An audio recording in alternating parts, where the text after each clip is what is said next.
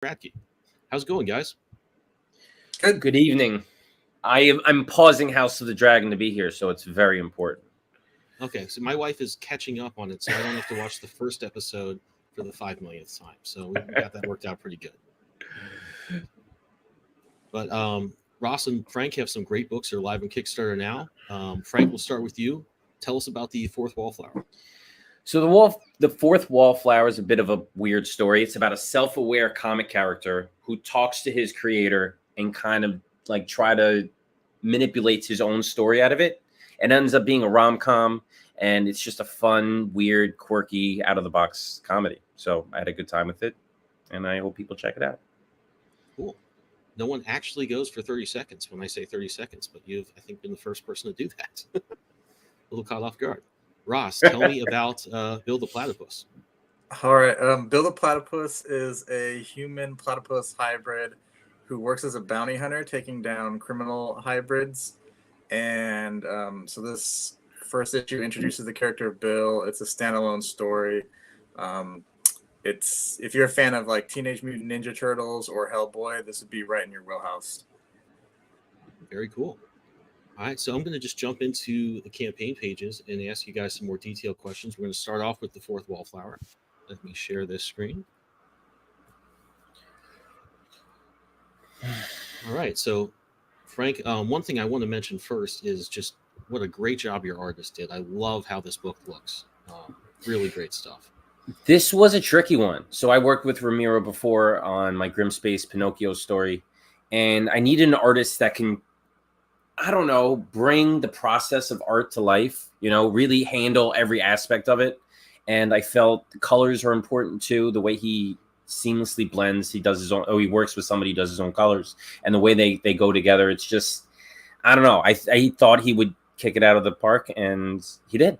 He did a great job. So I'm glad I went with him. And that must have been a challenge because there was, obviously, you mentioned the process, but a lot of this has to work in black and white, then it has to work with color, and it needs to be seamless and progress. So that was the first thing, obviously, I noticed when you first sent this book over. It's a great looking book, but like you said, this is kind of a fourth wall, self-aware book that plays off some romantic comedy tropes. What kind of stuff were you really looking at? What influenced you when you were setting this one up? I don't know. It's hard to find an influence for something that's so weird and so different. I think my main influence was just the process of storytelling itself, because that's how the book progresses. Wally is born as an idea, as a concept, and he has to kind of develop into a story. So having written the stories myself, I kind of used that as like an outline for how the story would go. And it's kind of weird how the two sync together at the same time. The actual development of the story and me writing it as a developing story. I know it's kind of bizarre to describe, but it's weird. It is kind of a high concept thing to explain, but at the same time, when you read it, it's very natural. I mean, I didn't find it was very hard to just get into the concept. It's pretty self-explanatory once it gets rolling, and you introduce kind of new hurdles or new changes to the dynamic at very natural points. Like I could show this to like my mom; she would totally get it. It's not there's really no curve for the reader at all. So I think it was really successful in kind of going for genre, but also all this meta stuff on top of it.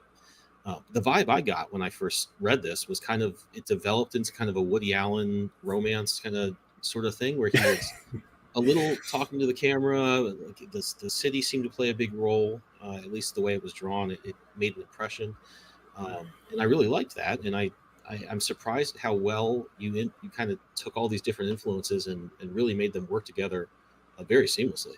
Thank you. I was just thinking earlier, I didn't realize this, but there's essentially two stories within the story itself. There's Wally trying to like fall in love with Julia, who's the girl. And then there's Wally who actually talks to his creator.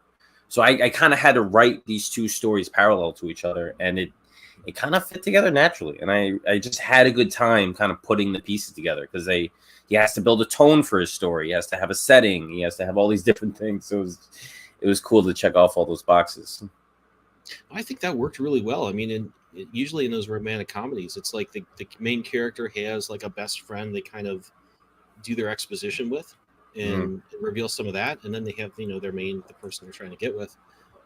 It seemed to like fit into those slots. I mean, as far as the genre stuff, it really kind of had the ups and downs I was used to seeing in a story like that.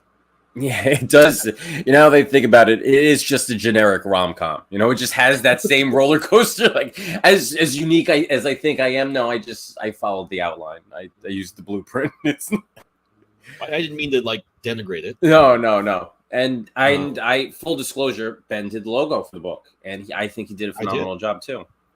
Oh, thank you. Yeah, it was a challenge. Because and it usually is a challenge with you, which I think says something about. I was going to say something nice. It really says something about how much thought you put into these things on a conceptual level. That most people are like, it should be kind of like Deadpool's logo, but a little bit like this logo. Like it's not. You kind of go at it from that way. Or like, here's 3 different logos. Here's what I like about them. Can you kind of give me something that incorporates these things in that way? Not that that's a bad way to do things. It's a great way to do things. But a lot of yours, I've kind of thought, what does a logo like this look like? And I'll end up looking at like sort of similar things and thinking like, okay, this is a movie that kind of covers the same ground a little bit. And I'm glad. I think they worked out really well. But it's always a challenge, but it's a lot of fun. This might be like a weird thing to say, but the logo is a bit like the soul of the story, because you use it over and over and over again. It's kind of, maybe branding is a better word, but I try to when you see the logo, you want to just understand the book. You want to get that feel for it and know what it's about. And I think this cover especially, the hand drawing on the book as Wally's talking to you, and the logo itself looks like kind of a hand drawn thing. It's just a concept, the way it all works together. So I loved playing around with these covers. They were hard covers too to try to come up with. Yeah. And it's also a challenge because the artwork is so well done that you really don't want to step on too much of it, because it shows off so much of what I think would be of real value to a prospective backer. And but it says a lot that your stories have that thing, and I'm like, okay, this reminds me of this, reminds me of that. Like in this case, I was thinking of the stories or the cartoons where Bugs Bunny or Donald Duck had a brain fart there would be kind of arguing with the animator, and things are getting erased and painted on and things like that. I've sort of happens in your story a little bit. I had I put this script out for critique, and a comic pro came back, and his first line was, "Oh, it's Duck Amuck in comics. Cool." So I had no idea what Duck Amuck was. I immediately Googled it, and it's that short you were talking about where Daffy Duck is talking to the animator and he's doing stuff. And it's the spirit of that kind of concept, just there's no limits to how you can craft a story. You can be as meta with it as possible, which is pretty damn cool. Yeah. In fact, I didn't know what that cartoon was. My wife teaches animation at William Patterson in New Jersey. So I like Bugs Bunny and all that stuff, but I didn't really get into anything except like the Batman cartoons as a kid. And I actually only knew that sort of genre conceit from the intro to Batman, the VHS. If you got that in the '89, they have a short intro trying to get you to get the WB catalog that plays on that. And I thought that was the only time it was used. I was like, oh, like the Batman cartoon, right? Just like, it's it's a classic. I can't believe I married you. It's funny you stopped on this page, because that's a Looney Tunes joke when he has the hearts floating around his head and he's like, "Shoo, get away." Oh, okay. They do that all the time with like the birds that go around their head after they get bonked. Mm-hmm. So yeah, totally ripped that off. But it's it's a callback to those familiar things that make it feel like one of those classic cartoons, which we all love. You got to put stuff in there that's you got to have a little nostalgia, Well, I think what's cool about this creatively is one thing I'm really big on with stories is sticking to your rules. I don't want to watch a golf tournament and then halfway through the rules change in some way. That's not dramatic. I think that what you've set up here, and it's like you've got, okay, he can talk to the creator and things can happen because of that. That's a big change from a linear action movie or just any sort of more realistic piece of fiction. But you do kind of establish the fun parts of that is like, okay, when the hearts come out, are those really there? Can he interact with them? Everything's up for grabs, but it's up for grabs in a way that makes sense. And it gives it stakes. And by the end, it becomes really dramatic. You want these things to work out for him. That makes me think of Anywhere. I always forget the name of this movie. Anywhere, Everywhere, All at Once. What is it called? I Oh forget. yeah, But everywhere. Yeah, I know what you're talking about, but yeah, I but know what anyway, they destroy every single rule imaginable in yeah. that movie. Like absolutely anything can happen, and it's ridiculous. So it's I don't think I go that far with the fourth wall flower, but it's certainly there where yeah, Wally is fully in a comic. He knows he's in a comic, and he can pretty much do anything in this book, which is I had a lot of fun kind of coming up with. Yeah, and I have to go back to the artwork a little bit. When these are the pages that, to me, this just reminds me of the best Mad Magazine or cracked artwork we'd see back in the day. Yeah. Um, really strong stuff. The line weight's amazing. The backgrounds are perfect. They got so much charm to them. They feel like you're in the city. Um, the characters are super consistent, really expressive. I mean, it just does so much. I think this is one of the like the nicest looking books I've seen. It just in terms of his line work, his the way he's spotting his inks, um, just amazing stuff. And even the confidence he has to like render some panels and shade them in, and leave other ones, with just high contrast line work, and with and then does a certain amount of shading. He just seems like he is completely in command of his craft. And Yeah, I I wanted to couldn't be more impressed compliment, with it. if I can jump in, I want to compliment the art Sure. as well. It was it really caught my eye. It's a kind of a breath of fresh air because I feel like a lot of Kickstarter and indie books seem to live in a zone between like 90s image and anime styles, and Mhm. this is very distinct. And like what's the name of the artist again? Ramiro Borallo. Okay. Yeah, I need to give him a follow because this is not familiar with his work, but I really like what I'm seeing here. Oh, it's amazing. This panel here, I mean, that's you can put that up to next to like your best Jack Davis panel. I mean, that is amazing stuff. It's really hard to know how to balance out like the detail in the background and let your character still pop, which he does with leaving that space in the shirt open. I mean, like I said, I just could not be more impressed with his work. It's really amazing. It's funny because my favorite part of the story, and I don't want to spoil anything, but there's a part where Wally goes into a monologue, and a lot of the panels are the same. It's just him. It's there. It essentially as boring a panel you can have. It's just him just looking directly at you, talking to you for a couple panels.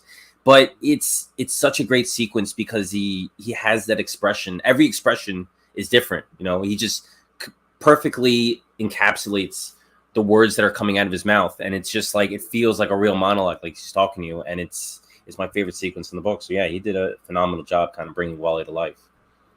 Yeah, I mean, What's you happening? really feel for the guy.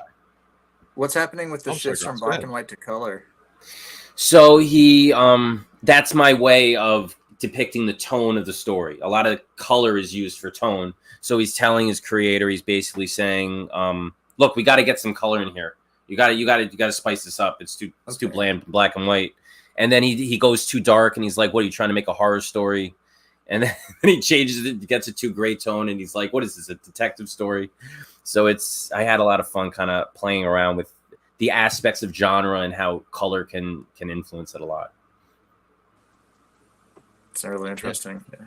I well also said. changed And he, I had fun with lettering it too. I changed the lettering around in those panels. yeah, you can't quite zoom in on this very well, but you can see that the type here changes in a cool way. I was going to ask, does he live in New York City? Because this really, without getting to like check it out, it's this place, and I did a lot of research. I mean, I feel like at points in this, I really understood exactly kind of like where he was. I did not specify. Obviously, it was Central Park, but Ramiro lives in Spain, but I don't know. I'm a New Yorker, so maybe I subconsciously just turn every city right into New York, even though I'm not drawing it. But no, I like making a lot of my stories, I don't know, generic, just kind of flexible about where they can be. I don't like making my stories timely, like including celebrity references or saying they went yeah, out to eat at McDonald's. I'd rather just say they went to a diner, and then it's just people can fill in the gaps as to make it more personable. no, it's really good stuff. We had a creator on that did a story set in 1940s LA, and he used, I think, screenshots from LA Noir, because his artist, I think, was from Italy, if I'm remembering right, to get the the scenery down, and it really worked. They did a great job of communicating that and making you feel like you're in that kind of world. So I thought this really did the same thing. It felt like being in Manhattan. And maybe I'm just thinking that because so many classic romantic comedies are in Manhattan, and I just sort of mentally place it there by default. But it really, I think the takeaway is it puts you into that world in a really good way. Yeah. Yeah. But yeah, great job on the artwork, and then the concept of the story. Just to get back to the acting that he was kind of able to do with the character, and the sequence you mentioned, I've noticed that too with this book. Is he really the acting he does with that character and the expression really makes him feel like lived in and like a real person. So you really do feel for him as he goes through his challenges. It makes it tough letting him go. I don't usually have these problems. I do a lot of one shots, and everybody asks, "Oh, Frank, you're going to do a follow up?" And I'm like, I don't know, maybe. But with Wally's hard because Ramiro made him so expressive. I keep having opportunities too to put him in like ads and this and that to make postcards with him because he's a meta character. He can go anywhere. And it's the way Ramiro draws him. It makes me want to continue his story because he has more to say. He's a little nag, He's like the most annoying character that can actually talk to you. He's the most annoying character there is. Well, I think you put him through his paces, so it's only fair he bothers you a bit. I had so many ideas that like I just couldn't do. Like I wanted to do a they have those masks when you have FaceTime or whatever, and you could talk, and it's like it looks like you're a cat. Yeah, I wanted to have like a Wally mask so that people could talk with him, but that's like that would be awesome. Yeah, so there's just so many weird out of the box things that you could do with a meta character, But maybe one day Wally will infest us all. I hope so. So that's a good point for us to jump over to Bill the Platypus. Ross, tell us a little bit more detail about Bill and how you came up with him. So Bill is actually a character I've been drawing since I was in about second grade. So originally was inspired by the things I loved when I was a kid: Teenage Mutant Ninja Turtles, Darkwing Duck, the like early 90s cartoons, Disney, X-Men, all that stuff. As the character has evolved over the years, and as I got into comics more deeply as a teenager, was getting inspired by creator-owned books like Hellboy and things like that, where it's an odd character who just goes on an odd little adventure, and each kind of story is meant to just stand alone. So this first issue was actually I had drawn some portfolio pages back in 2015 when I decided that I really wanted to pursue comics as a career, and I came up with this little 12-page story featuring this character I'd been drawing for my whole life, and then kind of set it aside. And I wanted to tackle a project this year that felt like a little bit more manageable, not launching a big universe or an ongoing, like, longer series, just something that I could do for fun, just kind of put it out there, see how it did. And so I took those old pages that I had done, completely redrew the line art, added colors, added lettering, and then it has a backup story featuring a short with a character called Space Monkey that I also did a few years ago. It kind of just felt like it fit with this Bill the Platypus comic. So yeah, that's it. I'm excited to kind of finally like get this character that's been living in my imagination for so long and get it out there for people to hopefully enjoy and connect with. I don't know. It sounds like a crossover is coming.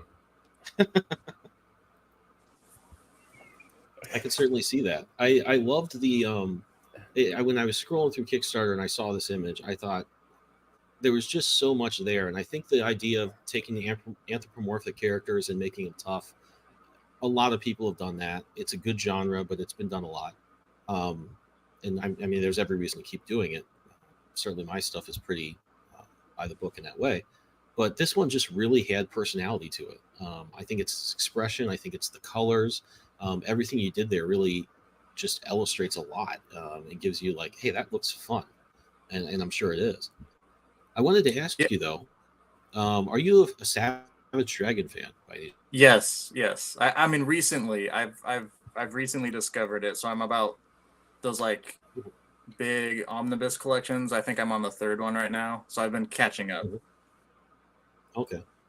Yeah. Okay, yeah, the first 30 issues or so are like just gold, and the rest is good too, but those really shine.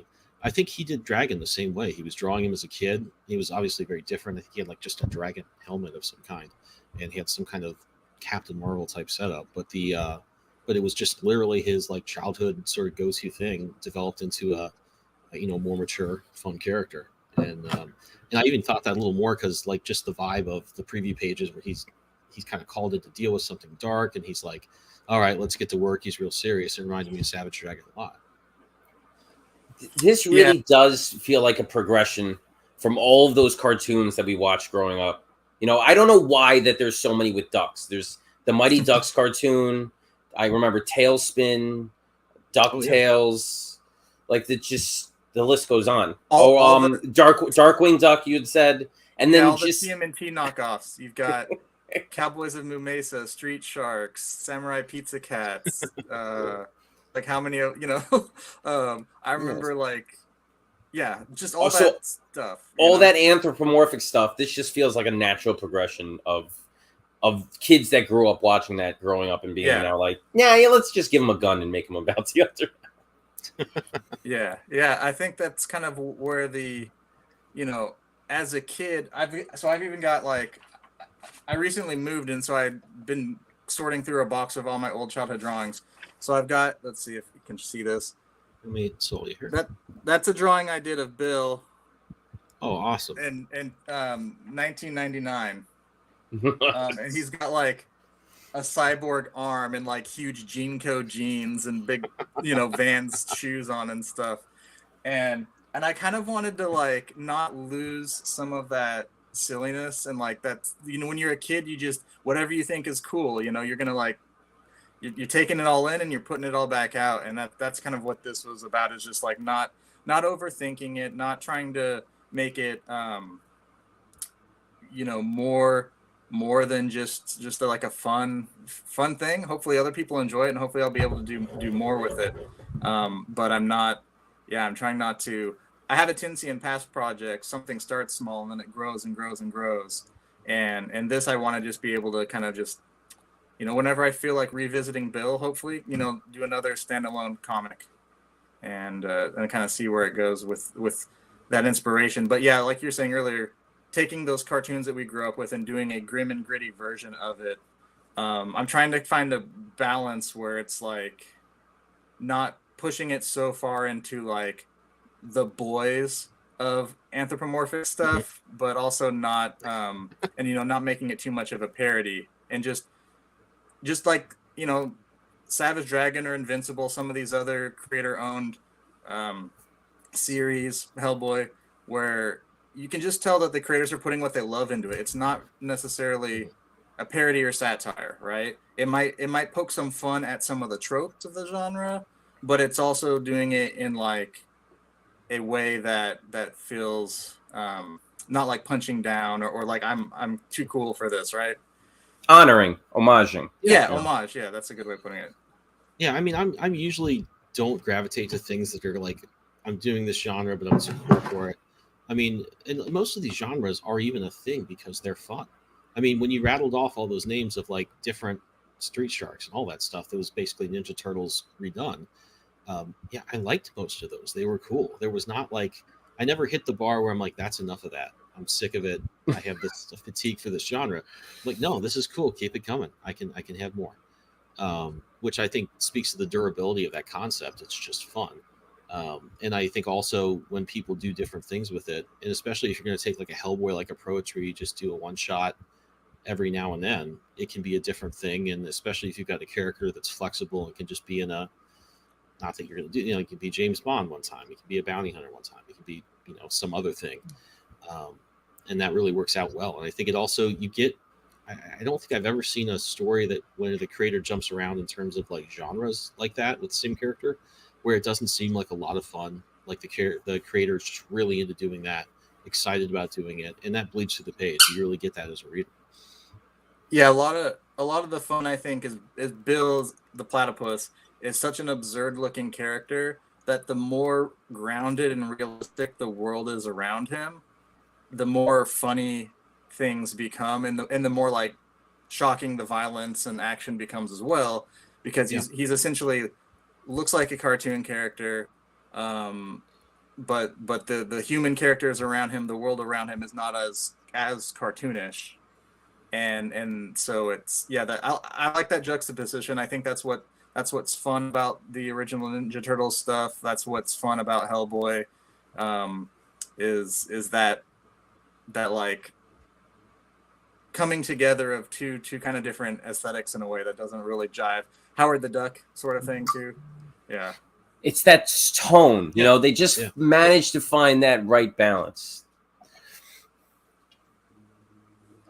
Yeah, absolutely. And I think there's something, just this panel is, I think, the best distillation of it. It's the one that really, when I looked at the campaign page, thought, like, that's funny. There's just something inherently charming and humorous about, like, this serious situation with gravity. They bring in this guy in, and he's a duck, and he's got this Clint Eastwood expression, and everyone's just acting like that's completely normal and fine. That just inherently is entertaining. You know what vibes it gives me a little bit? Like Kill Bill. Because Kill Bill is, it's like, it's definitely serious. It's definitely violent, but also it knows what it is, and it leans into that heavily to make it fun at the same time. So I think you've managed to get the Kill Bill vibe. Thanks. Yeah, I really like that movie. I had an uncle who was really into all the Shaw Brothers martial arts, like kung fu flicks. So when I saw Kill Bill, like Pai Mei with the big white beard, I'd seen movies with him before, you know, on VHS. So like, yeah, that's a fun comparison, and kind of same thing, like that playfulness of wearing the influence on the sleeve, but hopefully doing something a little bit different with it as well. Yeah. Whereas Kill Bill focused on the playfulness of the kind of kung fu genre, you're doing it, but in a completely different genre, which is nice. Absolutely. So before we jump over, tell me a little bit about Space Monkey. So that was that's actually another character that's been with me since childhood. My dad used to tell my brothers and I an ongoing bedtime story about our adventures with Space Monkey. And so one year, I can't remember what year it was, for Inktober, I did a panel a day comic. So I drew it traditionally, pencil and inked, had it just gridded out as like 5-6 panel pages, and drew one panel a day.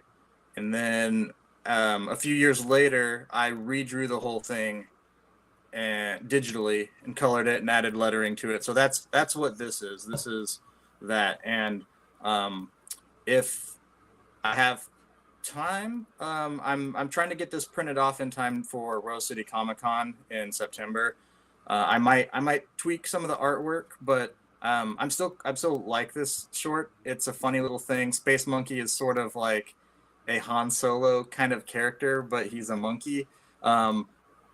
Before Rocket Raccoon was popular, I mean, now I think that would probably be the obvious comparison, but yeah. So this is just a fun little short where he apprehends a character who looks sort of like Prince.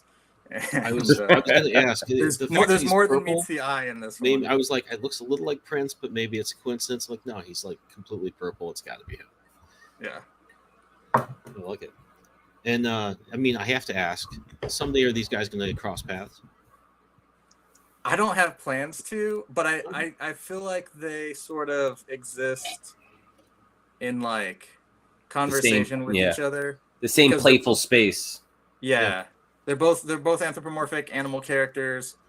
They're both takes on different genres and like mishmash of things that I loved as a kid. So if currently my plan would be to continue doing one shots with Bill with Space Monkey backups, and then maybe flip flop that, do a longer Space Monkey story with a Bill backup. Yeah. I haven't, like a I Marvel haven't, 2-in-1 special sort of yeah, I thing. haven't like planned it out too much because I think part of the fun is just you know, playing it loose and seeing where it goes. That's the Yeah, I fun thing find of comics. You could like you have so many options about how you can package things together and Yeah. deliver it. There's whatever you really want to do, you can find a way to do it. yeah, and there's usually a precedent for it too. Like, oh, it's like this sort of thing, and I think that makes it easy to, especially when you're on Kickstarter or crowdfunding it. Like, oh, it's going to be kind of like this, and people have kind of a framework to see that. Like, is it going to be about this guy? It's like, okay, we have a backup, or we can do it like this old comic used to do things, and that I think makes it easy to communicate with backers as far as what they're going to get. One other thing I was going to say is I also love that you're kind of approaching this one at a time, because a lot of times I found when I have these characters in my head, they just I'll just let them sit for a while, not think about them, and then all these ideas will just kind of flood in. I'll be like, oh yeah, that would be perfect for this character. I got to do that someday, which I think is going to be what you're kind of describing as far as taking these guys into the future. Yeah, I think a lot of that is again being a huge fan of Mike Mignola, Hellboy, and the BPRD. Like when that started, it was just a few little things that were like in like a few little standalone stories, and then that first miniseries, and now it's a whole universe. It's probably like the most successful creator-owned comic book universe. They've got a fourth movie that they just released a trailer for, but it started out as just Mike Mignola just wanted to draw a character that he enjoyed drawing, and give it like one last shot. If you listen to him in interviews, he's kind of like, well, like my career might be over, or I might have to go back to drawing Batman. And I think that's, for me, that takes the pressure off in some ways. I think anyone who's like a creative person, anyone who writes, things take a life of their own, and then it could become really daunting when something becomes bigger than you. The project is bigger than you thought it was going to be when you start it, and that's a lot of times kills a project, right? Because it just becomes too much, and you don't feel like you're ready for it yet. And I've with past projects leading up to this one, I've kind of found that if I convince myself it's just a one shot, if I can convince myself it's like just got to get through this one issue or however many pages, that's a good way to motivate me to actually finish something. So no, it does take the pressure off, because I mean, when I have a big thing in front of me, it's really daunting. It's funny you should mention that. One of my vices is I will go collect like old issues of the Comics Journal or Wizard from the 90s if I can find them online. The last one I was paging through that I got was an interview with Mignola right before Hellboy launched, and he was saying exactly what you're describing. Like, yeah, this might not work out. I hope people are ready for it. It's a little weird. Like, had no idea how well it was going to take off, and it was amazing to see that humility contrasted with how big it's gotten, which I think you're right. It's probably one of the biggest creator-owned things ever. But let me play a quick break thing here from one of our sponsors, and then we'll jump into talking about a little bit of how you guys put your campaigns together, how you want. Click that mouse and warp into All Ages of Geek's website, your ultimate portal to everything geek culture. Here you'll find articles that speak your language, from the latest anime buzz to the coolest tech trends. Our mission? To celebrate geekdom in all its glory. Whether you're a gamer, a comic enthusiast, a 90s kid, or an anime aficionado, we've got something for you. Dive deep into them with All Ages of Geek.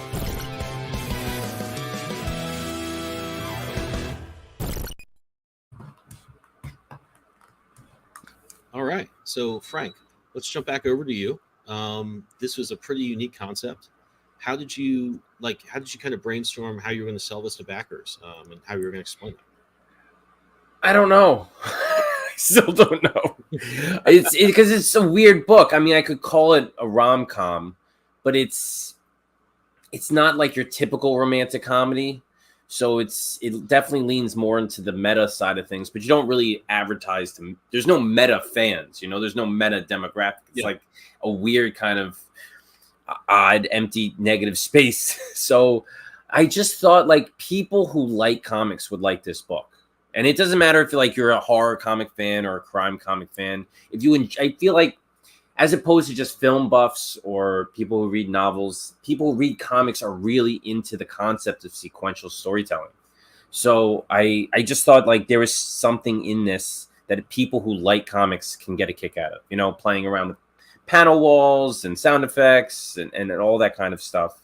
And so I kind of just said, look, if you like comics, I think you'll enjoy, at least try to enjoy something that this book is about. Yeah, absolutely. I mean, there's a lot of this that reminds me of, I think it's Understanding Comics by Scott McCloud, where he'll have his character kind of talking to you through the concepts. This does bring a lot of that to mind. And I think you're right. I think most people there aren't a lot of people that just, in my mind at least, that I've run into, just collect comics and that's it. They think about writing stories. They have ideas. They have read books about how you do make comics, how you draw comics. So people are, like I think you've said, kind of into the behind the scenes stuff with that in some way. Yeah, and then Wally himself was a cool way to kind of build out the campaign because he has that meta nature. He can talk to you as you're looking through the campaign page. Like he's talking to you in the project image. I kind of have that sequence where he's being drawn. And then I have him in every one of the banners. I mean, all my campaigns have that like banner where it says the creators. And I have Wally on there. He says a different thing every one. So I had fun kind of playing around with what he can say. He's just, the great thing about Wally is that I have no problem with having him poke fun at me. So he definitely says stuff like he's calling us weirdos, the guys who made the book. And then he's also brutally honest. So when I get to the reward section, he's just saying like the things we want you to spend money on. So he's definitely gives me that opportunity to say something that I otherwise wouldn't say because he's not me. He's somebody else. Yeah, no, it definitely, it feels like you had a really good idea for this. That's kind of why I asked the question, because it works out really well.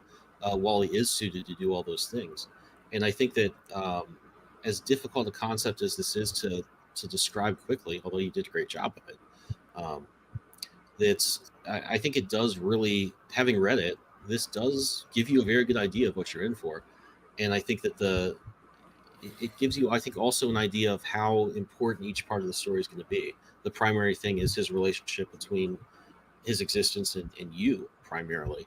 And everything about this does kind of highlight that, which I think was cool. My favorite part is that I'm an idiot. So I just signed up for that Comicstopia event that Backer Kit has. And it launches on Thursday. So there's going to be a time that Wally is live and my Backer Kit project is live at the same time. I'm going to have a Backer Kit campaign and this. And I wanted to kind of capitalize on that a little bit. So I'm going to have like a little special that people back both. They're going to get a print, which is going to be the cover for the other project. And Wally's going to be on it, calling me an idiot for launching 2 campaigns at the same time. So I thought that was a fun way that I could kind of like cross promote with myself and utilize Wally to kind of say how much of an idiot I am. I think it works out pretty well. So Backer Kit, explain to me a little bit about how that works and how is that different than running a Kickstarter? I've noticed Backer Kit is a little bit, they hold your hand more, I feel. Okay. And I think that they can afford to do that simply because they're just not as big as Kickstarter.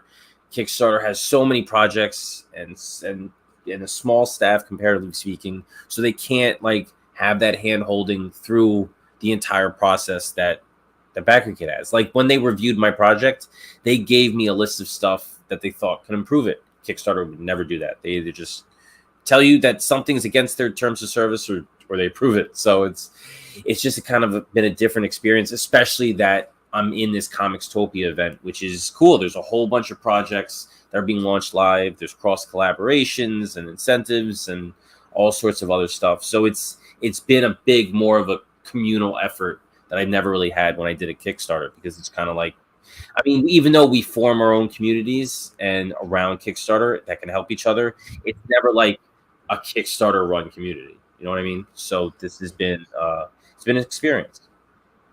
I hear you on that. Go ahead, it's Ross. Like the indie comics community is so big. It's like even like just what we're doing right now. I keep discovering new creators every day, and every time I do a project, I'm connecting with new people, and it just seems like there's no end to these little pockets of people who are all, collaborating and supporting each other's work. And it's sometimes it's hard to like reach outside your bubble, even if you know that you have something that other people might enjoy. So like it's great to get on things like this and chat with other creators and like share experiences and advice because the Kickstarter itself, there's like regular users who will come in and back projects, but I feel like one thing Kickstarter could do better is finding ways of creating that community within Kickstarter, giving them opportunities to interact more. Like message boards and forums. I don't know what that would look like, but I think that like as a creator, that's one thing I would like to see is more interacting within Kickstarter itself from creators and backers. Yeah, I think the first episode of this I hosted, talked to a creator who in Australia who was making a comics platform just called Comics, and with an X, I believe. But it was kind of his idea was to combine a little bit of the social network side of things with campaigns, and also kind of make it a little bit easier for creators to collaborate as well, which I thought was like, yeah, that has a little bit of what you're mentioning, and I think that is kind of what's missing from Kickstarter a little bit. Is it would be great if there was, I think every social network or every website and whatever platform tries to keep you on their platform, which of course I can understand. But as creators, especially when you're in that like mid-campaign slump where you've got all your initial backers and you're not to the end yet, you're just like going nuts, or at least I am, thinking like, okay, where do I find other people on other platforms that would be into this, but are just not on Kickstarter every day? And it would drive me nuts. And I think there is this impulse, which I know is not in the best interest of Kickstarter necessarily, to be like, how can we get people from this platform I know would be into my book to come over here and look at this? And I think jumping around platforms like a lot of people do is right now probably the answer, but it would be great if there was a place that, like you said, I don't know exactly what that looks like, but there is some need of a hub that we don't quite have now. This isn't exactly what you guys are talking about, but one of the cool things that BackerKit implemented was a way for creators to cross collab within the system itself. So creators all the time on Kickstarter have cross collaborations. You back both campaigns, you get a special item, but creators would have to do that outside of Kickstarter, and they would have to independently export their own backer files and then cross-reference and see who backed which. In BackerKit, there's a way to link your campaigns so that BackerKit itself can tell you who backed both campaigns and is eligible for this type of reward. So I think stuff like that, the way the creators can interact with each other within the system, is it's a start. It's not exactly a social network, but it's something cool. That would be really interesting, and maybe someone's done and I just missed it, but to see an indie publisher launch, like a run of 4 titles that are all different creative teams, all different campaigns, but that they're all doing separate. We kind of did that. We did that last year with with Hospice. No, it was cool. It's not exactly a shared universe, but it was basically me and 5 other creators. We did a book called Hospice, and we launched them all at the same time. It was a bit of an experiment, and it was kind of cool in that if you just search Hospice on Kickstarter, you'll just be flooded with 6 campaigns. But it was a cool way to unify this one horror idea and have different creative teams kind of launch their own books within that. But I would love to see more of that. I'd love to see a lot more cross collaboration. The problem is there's just so much work that goes into building a project. It was a massive, monumental kind of organizational effort to do that. Mm-hmm. And like you said, if Kickstarter puts a foot forward and offers a platform within their system in order to make that more feasible, that would be very cool. So, I mean, sometimes it's even hard to get collaborators who are on the book to go out onto social media, because social media is such a dumpster fire, that like, that's a part that nobody really enjoys, and a lot of the times there's one person on the project who's maybe a little bit more invested in making sure that they're doing that. But you would think that if your name is on a book, you'd be out there every day. Hey, check out the Kickstarter, and in my experience, that's not always the case. So It took me a long time, and part of this is like you're the artist, you spend more time drawing than the writer does writing, in most cases, unless you're Alan Moore. Um, like there is the time imbalance. Artists have a little bit less time to be doing that. But I also felt, even when I've been running campaigns where I'm the sole creator, I'm like, I don't want to post this every day. I need like new artwork at least. And I've noticed other people do not think that's normal at all. Like, no, you should be posting the same thing 3 times a day so that people see it. And I don't think it really annoys anybody too much to see you posting maybe twice a day, which was not my assumption going in. I try to detach myself mentally from the act of posting, because it's a lot of times it could also be detrimental if you post a lot and you're putting yourself out there and you don't see any results from it. It stinks, So it's like you really got to have that balance of posting to try to get people rallied up and doing what is necessary for your mental health, because sometimes when you launch a campaign, it consumes your entire life, and there's other stuff other than your current crowdfunding campaign that's live. So I think that's important to remember too. Yeah. Well, I think also if you're posting the same thing over and over again, especially with links that go off platform, especially on X or Facebook's not quite the same about it. But I think social networks are not really friendly to you spamming over links over and over again, and will kind of downgrade your visibility a little bit if they notice you doing that over and over again. So I'm always a little cautious, not just like socially, but also thinking like, is this going to affect my reach on something I really do want to have be important to be seen? If I've been spamming stuff out, they're going to be like, yeah, just don't show this to anybody. They also want you to pay for the privilege, Yeah. No, I noticed that tonight, actually. A lot of our normal streaming platforms here, they changed it so that we have to upgrade to premium to be able to do it. So that's something I guess we're always at the mercy of, is they're always changing what they prioritize. They're always changing the conditions of how to use it. I guess I've seen so many artists and creators just complain about that, rightfully so. I mean, we're trying to make comic books, and that takes so much time. And then, you really have to also kind of fight an unsympathetic algorithm to get that out there. But Ross, let me ask you a few questions about how you've been doing that for Bill the Platypus. You mentioned that you were doing it as a one-shot, which I think is a great thing. I think you're selling this as a one-shot, obviously, just in the title, but you're also letting backers know that there could be more of this. It's worth getting invested in. When you were putting together this campaign, did you put a lot of thought into like how you would sell this to people, and how much you want to hint at like what the future of it might be, and kind of also what went into your reward tiers? So this is the 5th Kickstarter campaign I've run on my own, and then I did a graphic novel with another, with a collaborator, and I was building some momentum from like 2020 to 2022, of a couple Kickstarter projects each year, and then last year I had a very difficult situation to deal with in my personal life, and I kind of stalled out that momentum I've been building. And so part of why I decided to do this project and put some other things on the back burner was because it's stuff that I had drawn before, even though I'm actually completely redrawing the Bill the Platypus pages. I wanted to build momentum back, doing something that was a little bit more of a more manageable size project in a way. And part of that was also making the Kickstarter campaign more manageable.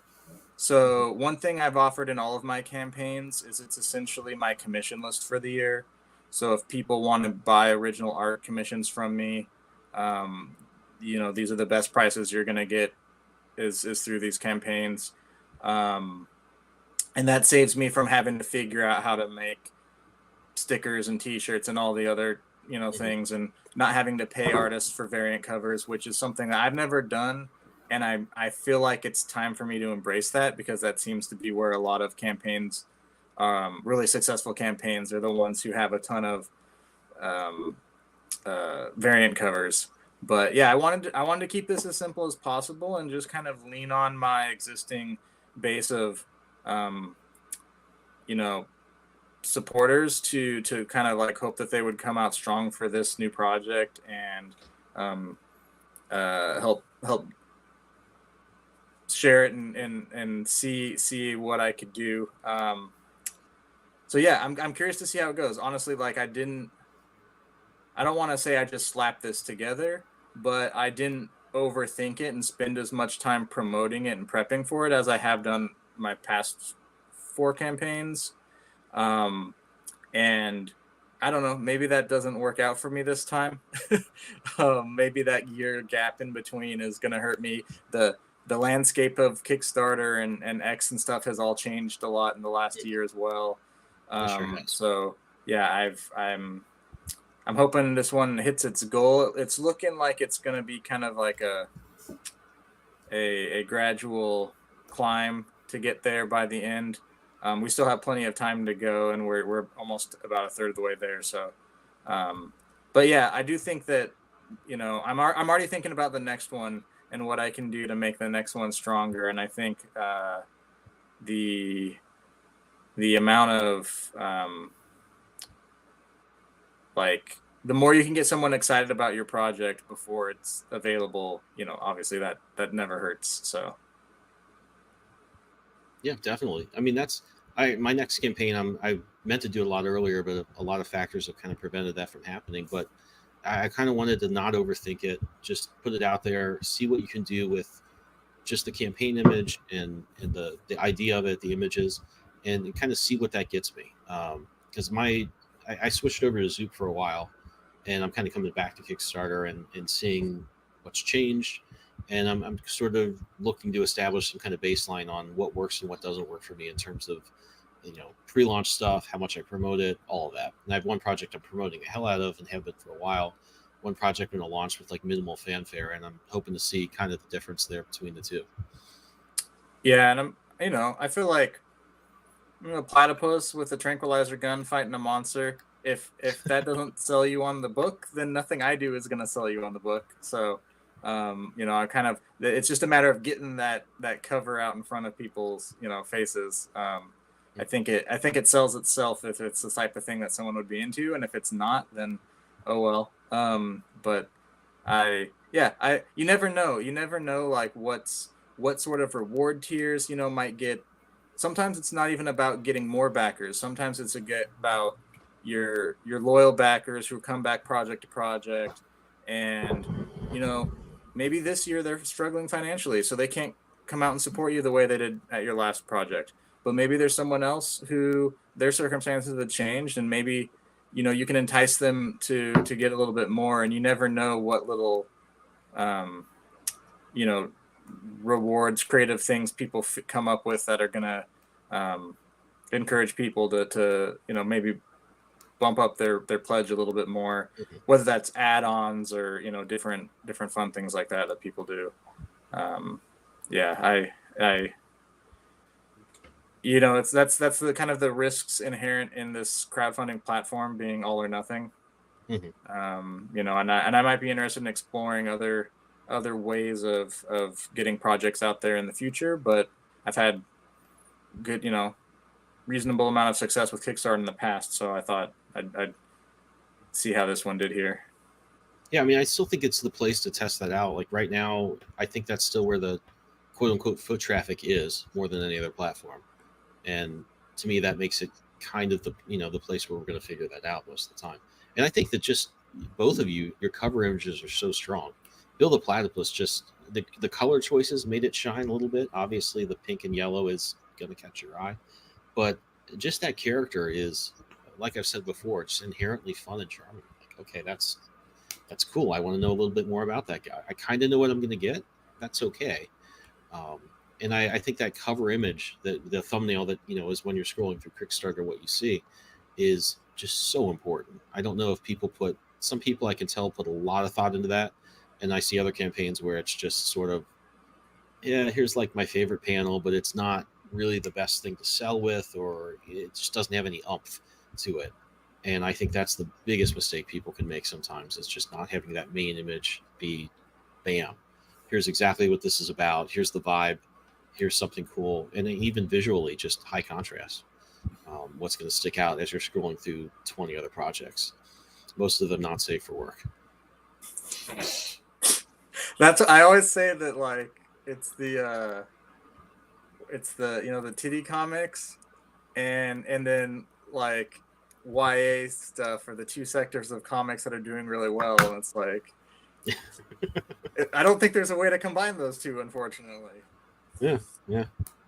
No, I mean, I have different projects in the pipeline where I'm like, I could do kind of a YA manga feel to this, and I want to do that, but I mean, my heart is in like kind of traditional American comics. They're like a better version of what I grew up with, and I think a lot of creators that I know and have talked to are kind of in the same place, and I feel like we're always trying to push that particular rock uphill, and at least in my case, I always will be.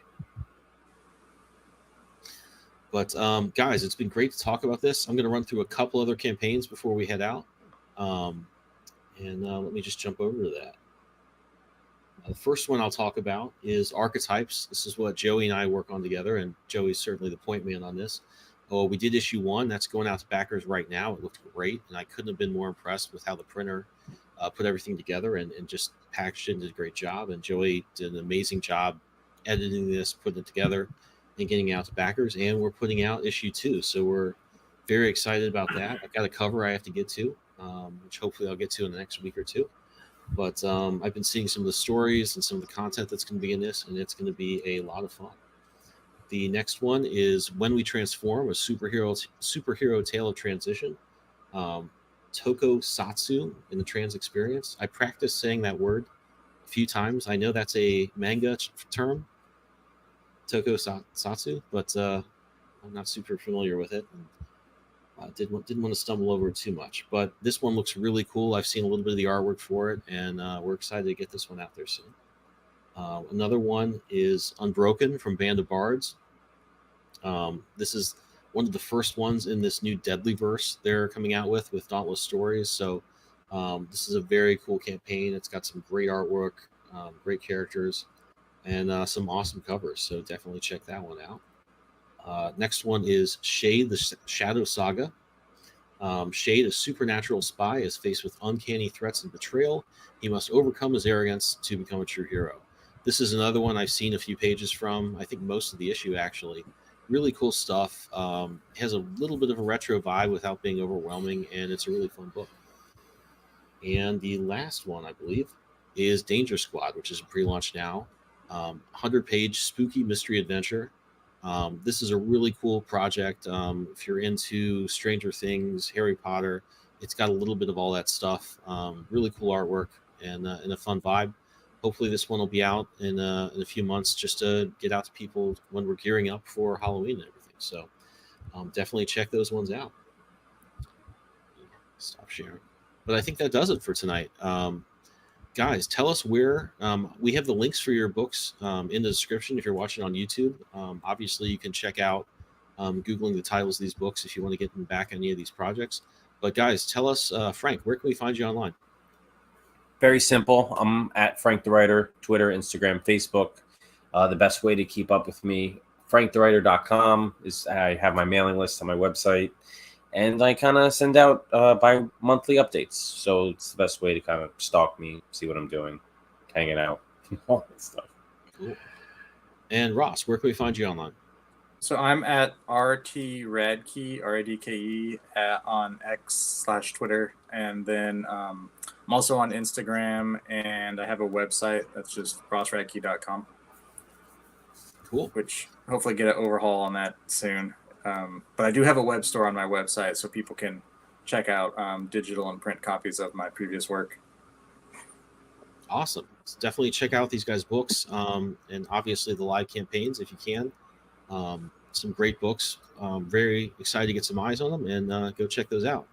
For my part, you can find me at Benjamin Morse Comic Book Artist on YouTube or Benjamin W. Morse on Twitter. You can also head over to Kickstarter and check out my latest project in Kickstarter, which is the sequel to We Are Scarlet Twilight, called Cobalt Crisis. It's basically a combination of Crisis on Infinite Earths and Golden Age comics, so you get that retro vibe with the big earth-shattering continuity-changing adventures. So if you're into any of that stuff, head over to Kickstarter and follow that one before it launches. But guys, I want to thank you for coming on. It's been awesome talking to you, and I also want to thank everyone for tuning in. It's been a great show. Thanks for having me. Thank you. Yeah, appreciate it. Take it easy, everybody. We'll see you next week.